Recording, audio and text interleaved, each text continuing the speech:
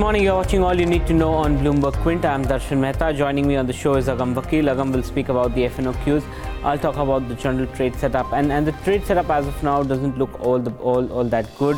There has been, global markets have been weak. Asian markets are trading weak. The SGX Nifty has actually recovered from the lows of the day. Nevertheless, it's trading with a negative bias. So expect a slight gap down opening as far as our markets are concerned.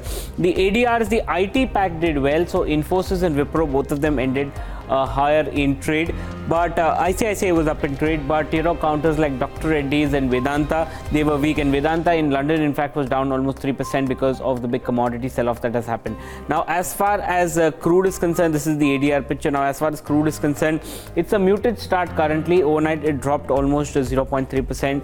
Apart from it, the signs of US gasoline stockpiles are expanding, and that is leading pressure on the crude. The American Petroleum Institute has indicated the fact that inventories climbed to 9.2 million barrels last week, and that is also putting significant amount of pressure as far as crude is concerned. Now commodities is the big talking point today. A sell-off of base metals across LME, that was something that you had to watch out for. Copper was down 4%, nickel was down 5%, zinc was down 2%, and aluminium was down 1%. And the same thing is repeating in China also, because commodities in China are opening weak.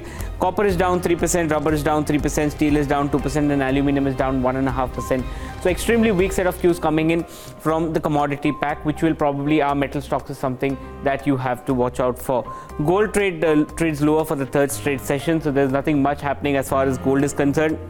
Now the FII flow is concerning. 1500 crores of net selling by the FIIs in the cash market. This is the NSE provisional data.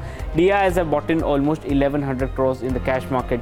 But if you're looking at the month-to-date basis, FIIs remain net sellers and DIs are aggressive buyers. They bought in almost 2000 crores in the cash market. What did well yesterday? The PSU banking space did extremely well. It was up almost 1%. What didn't do well? Media as well as auto as well as realty. These were the two sectors which were looking rather weak in trade. Now the Nifty was down on just 9 points. So what contributed? Reliance was and SBI were the main contributors on the positive side. That is why the Nifty was up. But HDFC Bank as well as Hero MotoCorp and mostly the other smaller counters contributed significantly for a negative Nifty this time around. But Agam, what's the FNO scene like? Well, Darshan, as one might imagine, consolidations continued. So we're looking at the writing in the same calls and options, calls and puts, that is. But again, very little change on the index itself, and just about 6% added towards open interest. Similarly, for the Nifty Bank too, we're not looking at too much change, about 0.2% gains, and again, around 3% added towards open interest. But what we're looking at in terms of the wicks, and this may be concerning for some of those traders who are long, at least in terms of the next 3 or 4 sessions, is that it's moved up about the mark of 15. And in terms of the way options have panned out, we are looking at a lot more writing, as I was suggesting earlier, in the 10,100 and 10,200 calls, and put writing has also shifted lower to around 9,900 and 9,800 puts. So we'll be watching out for those levels. But in terms of stocks, we're keeping an eye on the likes of Hexaware, which has seen a substantial up move over the last couple of months, and once again looking at 20% increase in open interest towards fresh longs. And it's a similar story for Balkrishna Industries as well, but the stock itself has moved up as much as 4.3%. The open interest has also gained 35% towards fresh longs, so we'll be watching out for these counters as we move into today's day of trade. Stock of the day is Winsome Machine. Good set of numbers, healthy set of numbers coming in from the company. If you look at the revenue, it's a 8% jump, relatively muted number at 86 crore as compared to a number of 79.5 crore. If you look at the net profit, it's a good jump out there at a 28% jump year-on-year basis at a number of 8 odd crore. EBITDA for that matter, operating performance also has been healthy and has reported a 23% jump at a number of around 13 odd crore. If you look at the margins, they have expanded to 15.1 as compared to 13.3 in the base quarter. What has led to the good show for this company? Well, if you look at the cost saving and high revenue, that has aided the operating performance of the company. Now, employee expenses, that as a portion of your net revenue, net sales has come down to 13% 8% as compared to 15% seen in the base quarter. Other expenses for that matter, they as a quantum of your net sales has also come down to 10% as compared to nearly 12.4% that we saw in the corresponding quarter. Now, healthy operating performance combined with the jump in the other income has led to a good show on the bottom line front. If you look at other income, that's a threefold jump that we're looking at a number of 4 odd crore. Profits had been higher had it not been for higher depreciation and finance costs. Finance costs too has jumped for the company nearly threefolds at a number of around 3.1 crore as compared to less than a crore figure that we saw in the corresponding quarter. Now, if you look at the segmental revenue, we're seeing the extrusion machinery and injection molding. Now, here you see a jump of nearly 7% coming in from the extrusion machinery, while that from the injection molding is roughly around 9. It's a decline of 9% YOY. Also, if you look at the EBITDA breakup, you would see extrusion machinery is actually giving a fall in its operating performance at 4.51 crore as compared to a number of roughly 6.84 crore, which is a 60% jump despite your fall in revenue, which means that this business is comparatively a better margin business for the company. If you to give you a little perspective and background about what the company is, it's a global plastic processing machinery manufacturing company which has a market capitalization of around 600 odd crore, and the promoter holding in this company has been stable at a number of around 58%. With this, let's toss it over to Saloni and Jayesh for rupee, bond and commodity market updates. Well, thanks for that, Nikki. So starting off with Indian rupee, it struggled to hold on to early gains yesterday and it ended the day eventually flat at 64.38 levels against the dollar amid caution ahead of the RBI policy meeting today. Now, the home currency did touch a fresh 3-month high of 64.21 levels against the dollar during the day before retreating sharply. Now, all eyes will be on the Reserve Bank of India's policy meeting today. Analysts widely expect the central bank to hold on to rates given upside risk to inflation as well as fiscal deficit concerns. Now, on the global front, Asian currencies were trading higher with South Korean won and Singapore dollar gaining the most. Elsewhere, the dollar held on to gains against other major counterparts after approval of the major US tax reform plans by the government continue to support the demand for greenback. Now, the pound retreated sharply against the dollar after Brexit negotiations took a turn for worse, and also the currency was pressurized by weaker than expected PMI services data in the UK. Now, coming back home, dollar rupee is trading at 64.42 levels against the dollar in the non-deliverable forward market, which indicates a flat to weaker opening for Indian rupee in today's trade. Moving on to bond market, the 10-year benchmark yield ended 2 basis points lower at 7.06%, while global funds increased their rupee debt holdings yesterday. They infused close to 1,500 crore rupees according to NSDL data. Well, that said, Jayesh, all commodities are probably all in red and down over 2.5%. What has led the fall, Jayesh? That's right, Saloni. In fact, all commodities saw a sharp sell-off as far as the base metals was concerned. The LME base metal index itself was down about 3%, which is the biggest fall that it saw since September 27. Now, copper and nickel, particularly, they led the decline and were down more than 4% each. Few reasons for copper why it went down is because there's a prospect of slower Chinese demand coming in, and also there was an uptick in the inventory level. Also, that the dollar index has been surging for 2 days now, and in fact seeing some bit of softness come about in Asian morning hours. Now, if you look at the Shanghai base metals, they too are down about 1 to 3% each. So zinc, copper, aluminium, all of them are down about 1 to 3% each. Moving on to gold prices, we have seen some bit of softness. Spot gold, in fact, has traded lower for 3 consecutive sessions near the 1265 mark now. Bullion Vault has made a statement that Bitcoin has actually lured the gold investors away from gold. Talking about oil prices, we are seeing some bit of softness once again in oil prices as well. Now, this is on the back of a surprise US gasoline inventory build-up that we are expecting. So the API is expected to report an inventory build of about 9.5 million barrels for last week. Amongst the stocks that we're tracking today morning includes Bharat Financial Inclusion, where the Reserve Bank of India has relaxed the foreign investment limit, so you could see the stock react positively.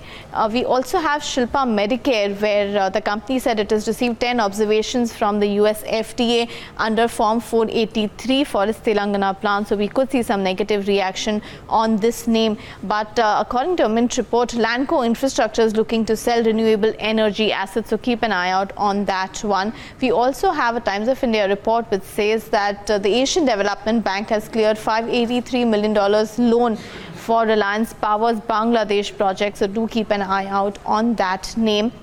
Moving on, we also have Punjab Chemicals, where the company could consider raising funds via debt or equity routes on its board meeting, which will be held on December 8th. And we're also tracking Aurobindo, where the company has received a US FDA nod for ranolazine tablets. Now, these are used in the treatment of angina or chest pain. So these are some of the stocks that you should keep an eye out for.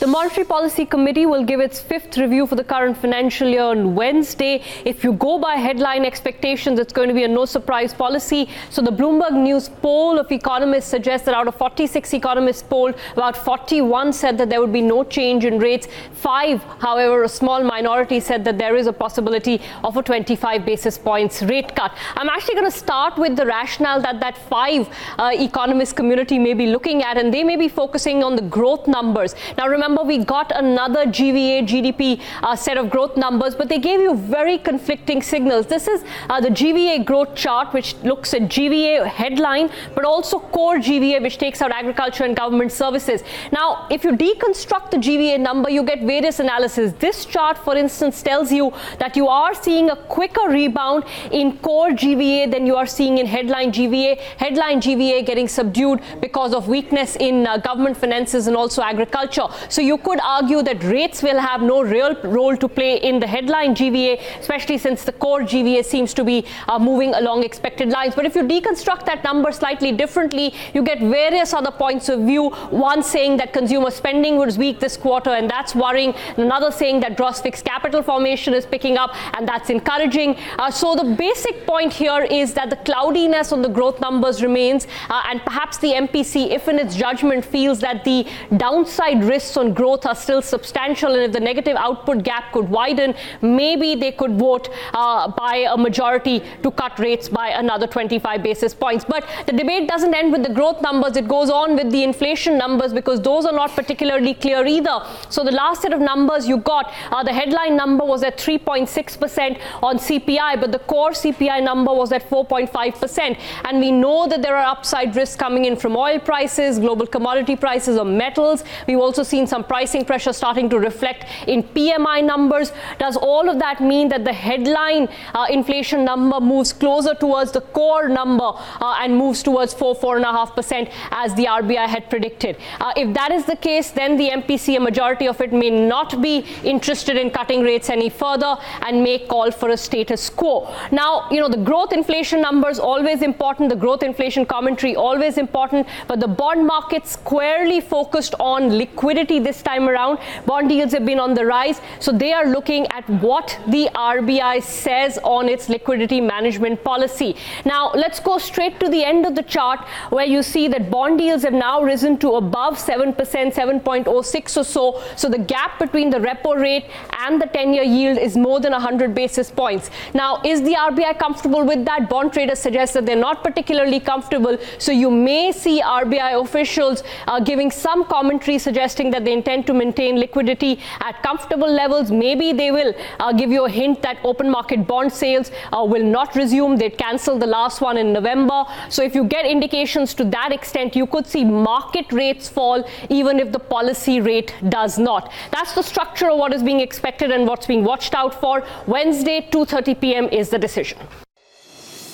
Future Supply Chain Logistics IPO is opening today. Now, the company is looking to raise as much as 650 crore at a price band of 660 to 664. Now, the company is looking at a valuation of close to 2,700 crore on listing at the upper end of the price band. Now, the entire issue is an offer for sale where the promoter Future Enterprises Limited will be selling shares worth 130 crore rupees and gain around 28 times its investment in Future Supply, while a private investor Griffin will make around 2 times of its investment by selling shares worth 520 crore rupees. Now, Future Supply is one of the largest third-party logistics company, and it has a presence in 3 business segments, that is contract, express and temperature control. Now, over the years, the company has increased its presence in contract logistics, as you can see from FY15, where it contributed 59% to its revenue. Now it is contributing around 71% of its revenue. In contract logistics, they provide services like warehouse, distribution and other value-added services. Under express logistics, they are providing services like door-to-door delivery services. And when it comes to temperature control services, the business started in 2016 and is yet to break even at EBITDA level. Now, the company's majority part of its revenue comes from the Future Group companies. Now, in first half of financial year 2018, Future Group contributed around 70% to its total revenue as compared to 46.5% in financial year 2015. Coming to peer comparison, Future Supply's revenue grew at a compounded annual growth rate of 17% over FY15 to FY17, which is at par with Mahindra Logistics and higher when compared to TCI Express. When you see the EBITDA margins for the first half of financial year 2018, it was at 15.7%, which is the highest among its peers. Now, the company's net profit over the period of FY15 to FY17 grew at a CAGR of 36%, which is the highest when compared to its peers. Now, this is highest because the net profit for financial year 2017 was higher on the back of other income and lower tax outgo. On the return ratio side, if you see, the company's return on equity was better than Mahindra Logistics but lower than TCI Express. Similar was the case for the return on asset, better than Mahindra Logistics but lower when compared to TCI Express. Now, the company follows an asset-light business model. Still, its return on capital employed was lower at 14.5% when compared to its peers. On the valuation side, on the basis of price to earnings, price to book and EV to EBITDA, the company is cheaply valued when compared to Mahindra Logistics and TCI Express. But when it comes to market capitalization to sales, the valuations are expensive compared to Mahindra Logistics and TCI Express. Finally, the brokerage verdict. Now, brokerages have a mixed view on Future Supply as Angel and Choice have a neutral rating and they are cautious about the IPO, while GEPL only has a subscribe rating, while other 2 brokerages like MK and Research, Reliance Securities Research have a subscribe for a long-term with a long-term view.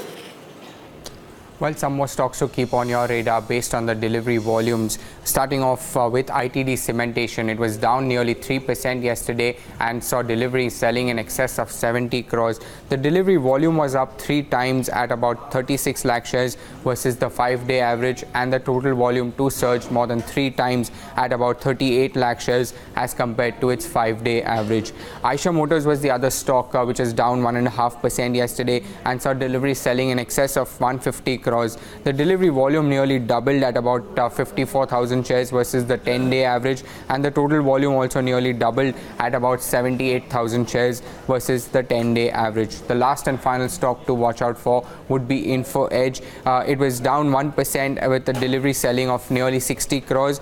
The delivery volume actually surged more than 4 times at 4.6 lakh shares versus the 10-day average, and the total volume too surged more than 3 times at about 4.85 lakh shares versus the 10-day average.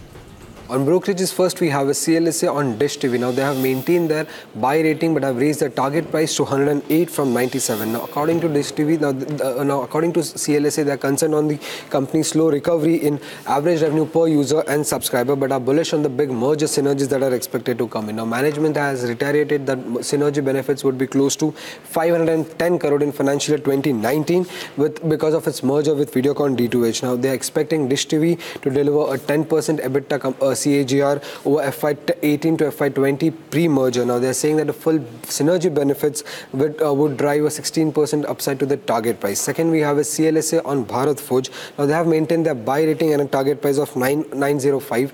Now, the outlook for companies export, that is Bharat Forge export, which contributed around 50% to its standalone revenues, has improved significantly, led by strong recovery in key businesses. Now, demand pickup has been seen in US and in key industrial segments. Now, Now, the tightening emission norms that are expected to come in India will likely benefit Bharat Forge going forward. Now, but there's a long-term risk when it comes to Bharat Forge, that is of electrification of trucks. But it's a long-term risk, but for near-term, they do not see any risk. Now, they're expecting Bharat Forge EPS to grow at a compounded annual growth rate of 34% over FY17 to FY20. Lastly, they are saying that the valuations for Bharat Forge are not cheap, but are likely to sustain.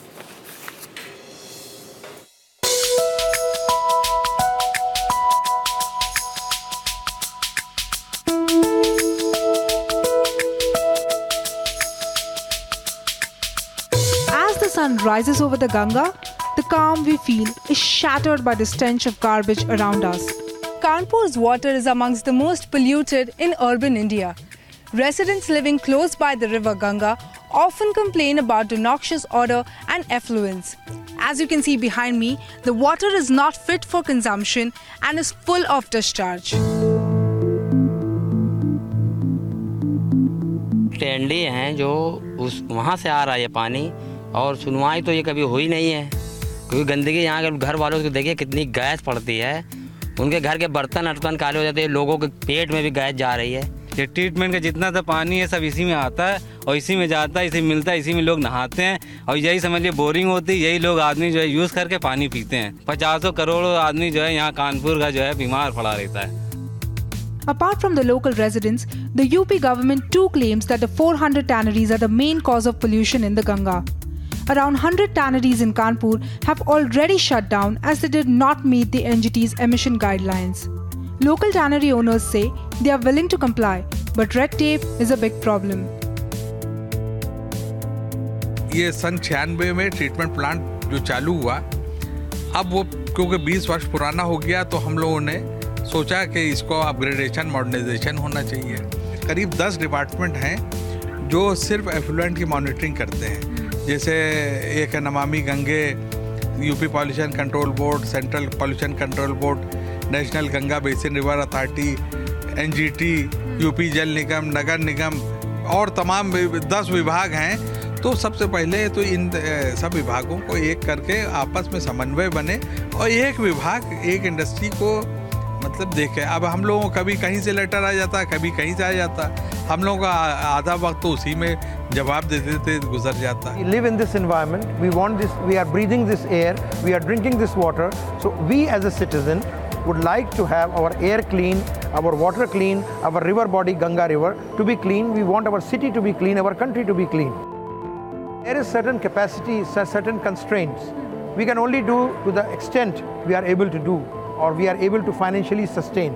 All these common effluent treatment plants have to be upgraded, and now how much government is going to support that we still do not know, but this is the project which we have to complete within 2 years.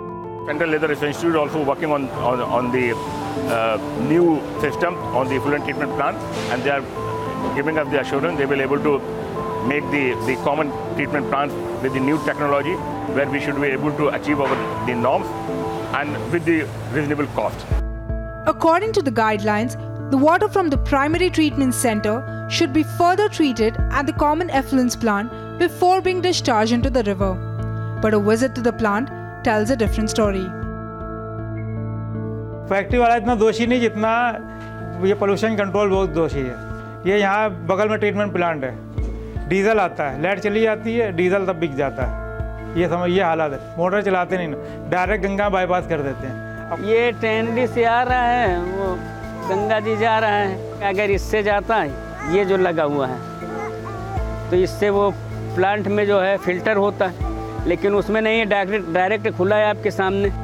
ये टूटा हुआ है तो direct बस वो जा रहा है गंगा जी में। अगर गवर्नमेंट को हकीकत में गंगा साफ करना तो अपने कर्मचारियों पर थोड़ा सख्ती करनी पड़ेगी, वरना गंगा कोई दुनिया ताकत नहीं साफ कर सकती।